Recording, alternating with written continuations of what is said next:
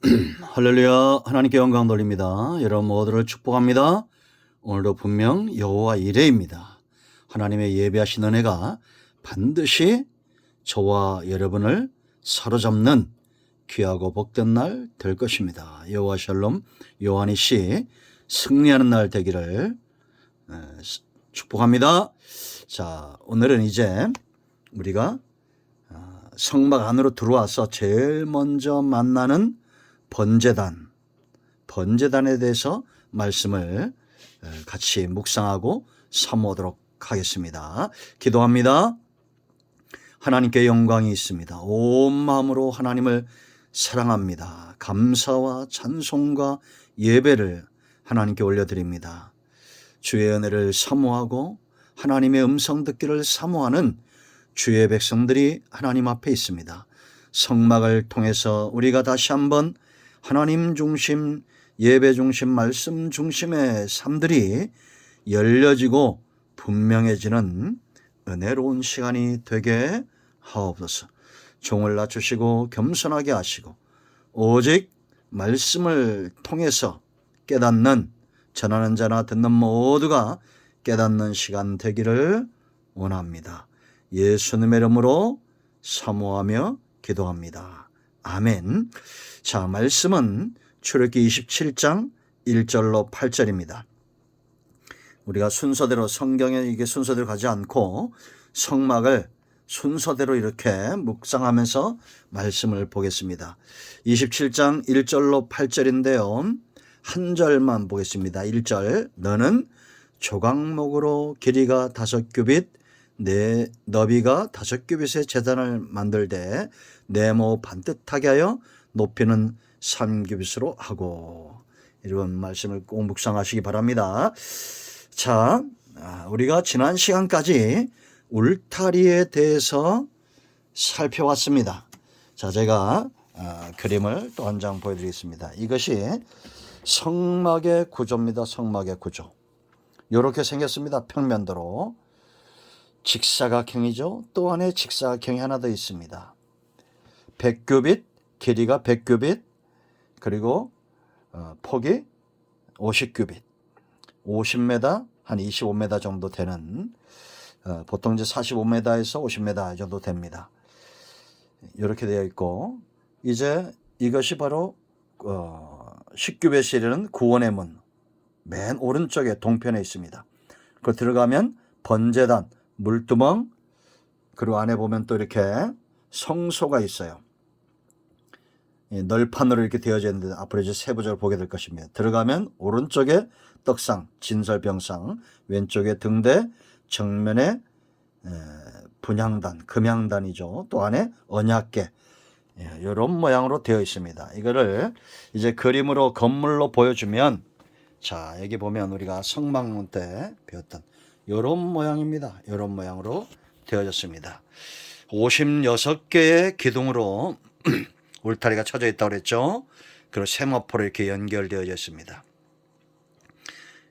이제 맨 오른쪽에, 왼쪽에 보이는 이것이 동편의 문, 구원의 문이죠. 계시의 문입니다.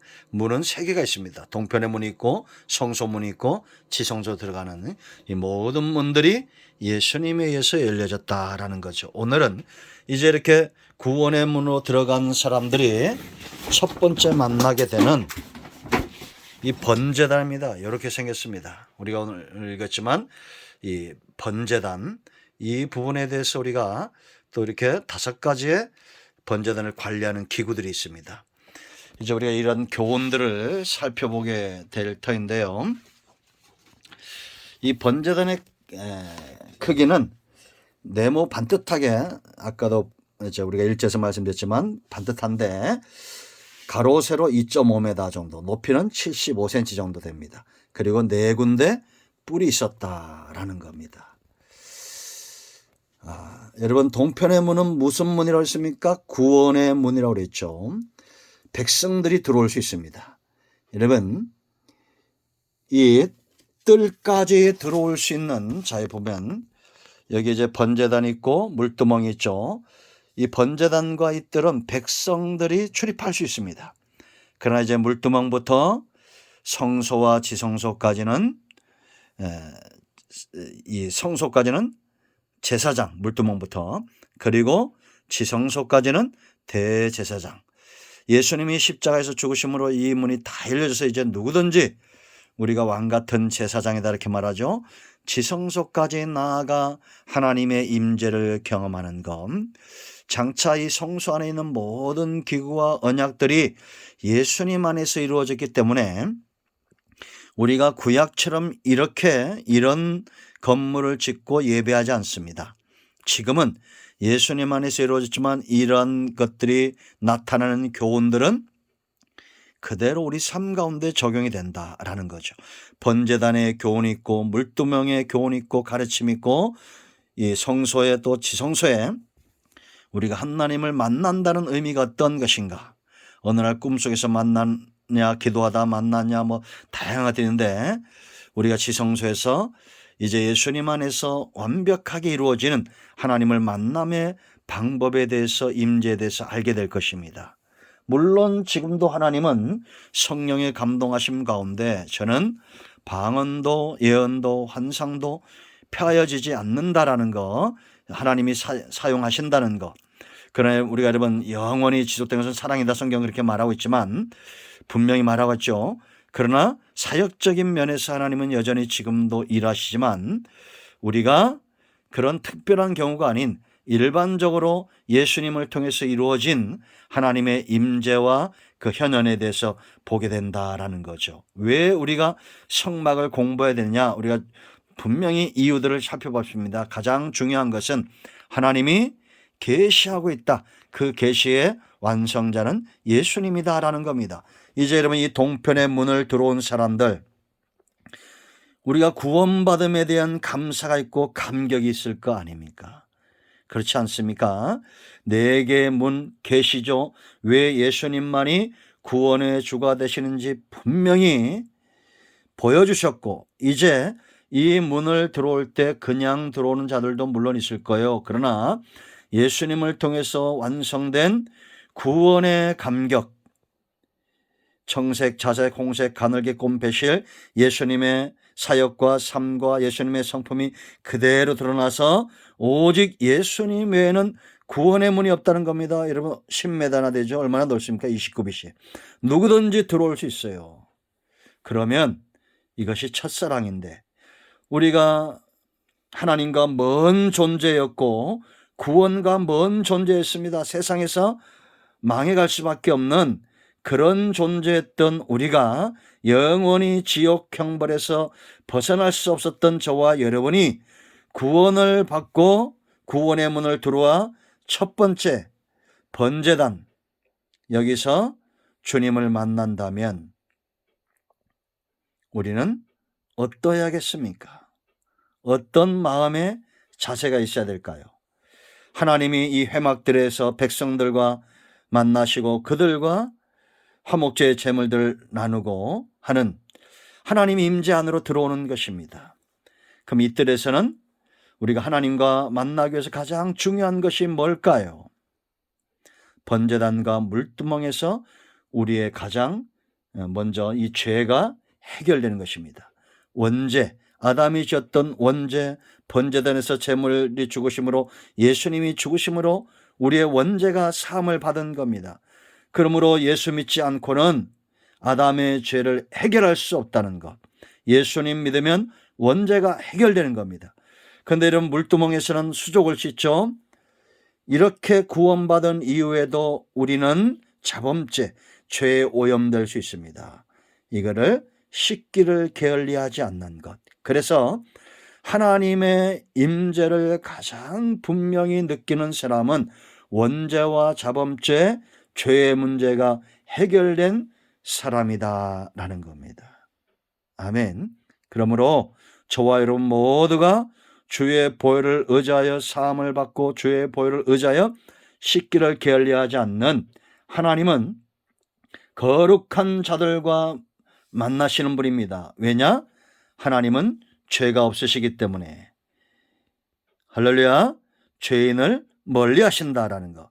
구원받은 이후에 우리는 하나님과 만나기 위해서 죄의 문제를 해결해야 된다라는 겁니다. 그리고 이 번제단은 헌신의 단이 됩니다. 이제 우리가 레위기 1장에서 봤죠. 소의 번제, 양의 번제, 비둘기의 번제가 있어요.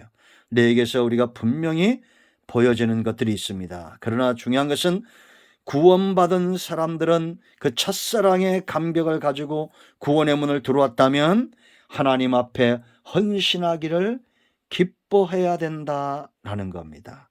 아멘. 그리고 또한 이것은 제사의 단, 예배의 단이었다. 여기서 번제는 헌신을 말한다 했죠. 소제는 성품을 말합니다. 화목제, 하나님 앞에 우리가 백성과 화목하는 속건제, 죄로 인한 손상된 것을 변상하는 것.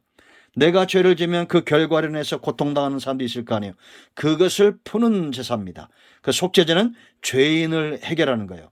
그러니까 여러분, 오늘날 교회가 예수님의 사역이 바로 헌신되었고 예수님의 성품과 하나님과 화목하는 사역, 죄로 인해서 고통받는 백성들을 회복하는 것, 죄인들을 회복하는 이런 사역들, 이것이 예수님의 사역이고 성도의 신앙생활이어야 하며, 아멘, 우리 하나님 앞에 헌신돼야 됩니다. 하나님과 화목해야 되고 우리 성품은 날마다 주님을 닮아가야 되고 나로 인하여 고통받는 사람들이 없어야 되고 죄인으로서 하나님 앞에 서지 않도록 날마다 자기를 거룩하게 하기를 게을리하지 않아야 된다라는 거죠. 그리고 또한 이것은 교회의 예배와 가르침이 돼야 된다라는 겁니다. 아멘. 그래서 교회는 지금 우리가 5대 제사를 드리지 않지만 그 교훈들을 따르는 거예요. 적용하는 겁니다. 우리 삶 가운데 나타내는 거예요. 자, 그럼 어떤 재료로 만들어졌을까요?